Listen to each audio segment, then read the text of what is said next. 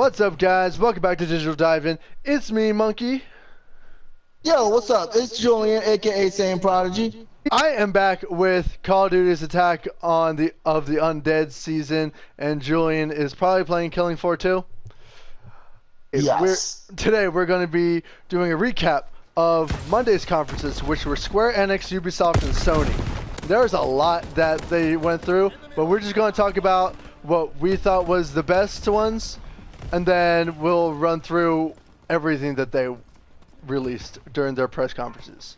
So, we're going to start off with Ubisoft. Julian, what was your favorite shit from Ubisoft?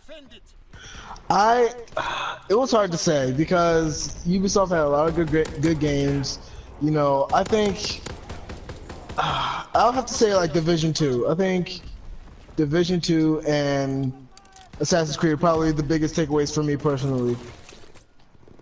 Yeah, I mean, Division 2 looked really, really badass, and I'm actually kind of excited for it. I didn't really like the first one, so I'm excited for this one. It looks like they're revamping the combat a little bit, and that's what I like to see. I didn't play the first one necessarily, but I watched a lot of gameplay, and it looks like they're going to refine it. It looks like they did refine it, and they're going to continue to do so like in the years to come. Yep, absolutely. My favorite from Ubisoft was probably Beyond Good and Evil 2. The game just looks awesome, and it's been forever since the first game came out, so we're in much need of a actually, this is a prequel, so that's even more exciting. Honestly, the game just looks fun. The game looks like a lot of fun, and I am all over it. I'll be honest, I had never really paid attention to Good and Evil, so when I saw this trailer and I just see a talking Australian monkey that is pretty annoying, to be honest, I was like, it's not grabbing me. I don't know. I mean, yeah, it's definitely quirky. It's definitely quirky, but I think it's gonna pull a lot of people in. Because I mean, if you played the first game, it was absolutely awesome. It was so great. Yeah. What were the rest of the games? Just to get the rest of the games from the Ubisoft conference were they started with Just Dance 2019, and that was the big one. I mean, if you're into rhythm games, then there you go. Then they went on to Beyond Good and Evil 2, and that was a great showcase for that one. They released more stuff for Rainbow Six Siege, and they're actually doing a documentary for the game, which is actually kind of awesome. We got a big thing for Trials Rising, which if you're into those type of games, if you're into like motocross games, there you go. You got a new one coming for you. We got Division 2. Then we got a lot more Division 2 because that was showcased earlier, but now we got even more gameplay for it and more information and everything. Some stuff on Mario Rabbids. We got DLC for Donkey Kong coming for that, and that's going to be, I guess, fun. I'm not really into Rabbids, unfortunately, but whatever. We got Skull and Bones, which actually looks fun. At first, that I heard for it was kind of meh, but it might grab my attention a little bit, so I'm a little bit excited. We got a new VR game called Transference, which is partnering with Spectre Vision, who is really big on like cinematic stuff, and this is the first game they're doing, and that's run by Elijah Wood, and that was even awesome. That's coming out fall 2018. Yeah, it does look really cool. We got Starlink Battle for Atlas, and they're putting in. It looks really a lot like No Man's Sky, to be honest, but they're bringing in Star Fox, and that's fun. That was cool. They're doing more stuff for Honor. They have a starter edition that's free on Uplay right now. They're doing a new DLC for that game. I thought it was going to be for Honor 2. I was like, is it? Nah, they're just working on more stuff for the base game. And oh my god, there's a shit ton of zombies here. The new DLC is coming out October 16th, 2018. We got The Crew 2. It's coming out June 29th. There's an open beta for June 21st. Assassin's Creed Odyssey, which I will give you my full opinion about on Friday during the live stream. I'll give you a little sneak preview. I'm not happy, but I'll tell you guys why on Friday. That's coming out October 5th, 2018. And that's it. That's all we got for Ubisoft. Let's give the fans at home a reason. What is your base complaint? I know you're going to go into fully later. My base complaint is this is not an Assassin's Creed game. Basically, this is an Asian Greece game, not an Assassin's Creed game. I'll go more in depth into that on Friday. But anyways, moving on to Sony. I'll start with Sony since you started with Ubisoft. My favorite thing for Sony was by far Last of Us Part 2.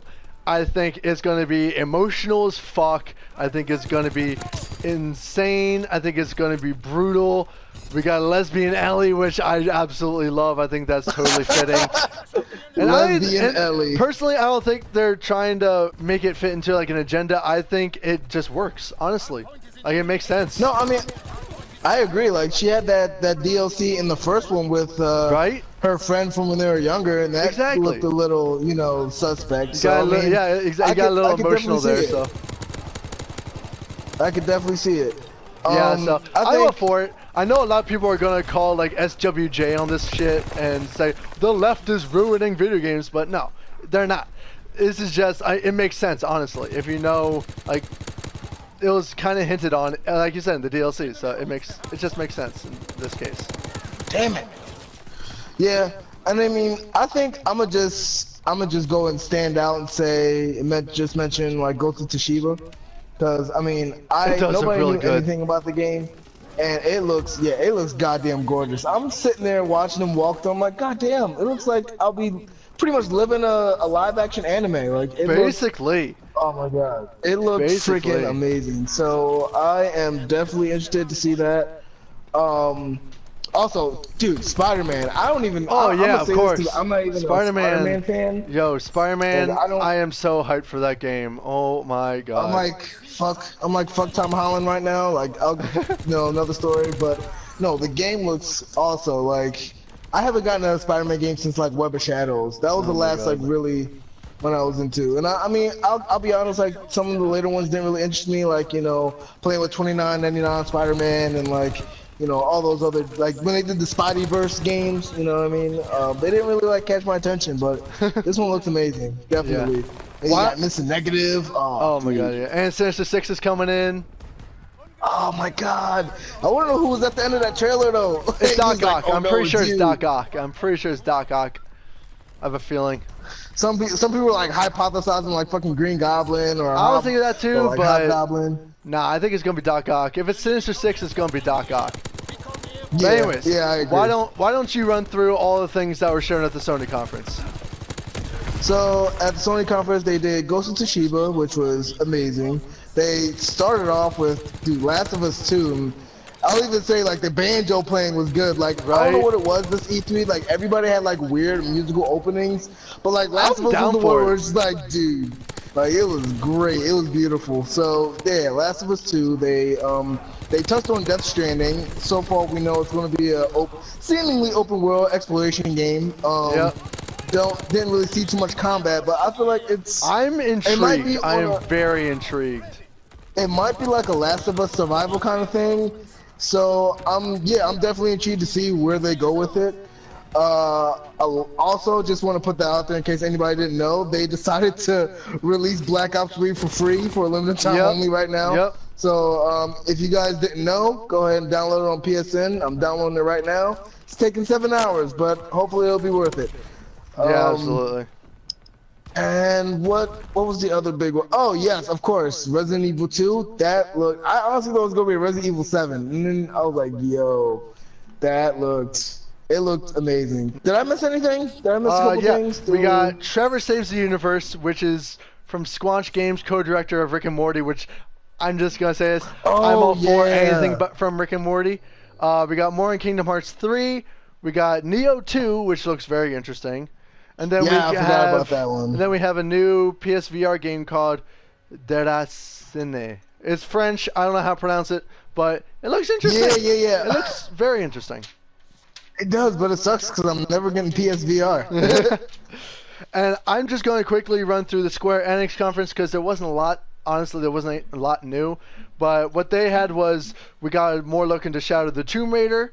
We got Stormblood, Final Fantasy Online, Under the Moonlight download, and they're going to be bringing in a monster from Final Fantasy into Monster Hunter World. So that's the thing that they're doing. Are they crossing over? Yeah, Final Fantasy into Monster Hunter World. Oh, I thought it was vice versa. Okay, nope. Cool. Yep. That's going to be awesome, man. I know. They did more on the Awesome Adventures of Captain Spirit, Dragon Quest, Babylon's Fall, which is coming 2019 to PS4 and Steam. Near Automata, which we already mentioned before. Octopath Traveler coming to the Switch. Just Cause 4, we got more of a look into that. Oh yeah. Kingdom Dude, Hearts I love 3, Just we got a Cause. little bit more into Kingdom Hearts 3. And then, of course, they got their big reveal, which is a brand new game called The Quiet Man, which looks very interesting, but there's going to be more info coming in August. So, yep. That is it. But yeah, that was basically day 3 of the E3 conferences. So, if you liked it and you want to let us know your thoughts on what your favorite thing about the day 3 of E3 was, please let us know down in the comment section below. If you like this video, please slam that like button. If you're new to the channel and you want to see more of us covering E3, and if you want to see our live show that's going on Friday evening, please hit that subscribe button and hit that bell so you get notified when we go live. Julian, thank you so much for doing this recap with me. What's up? No problem.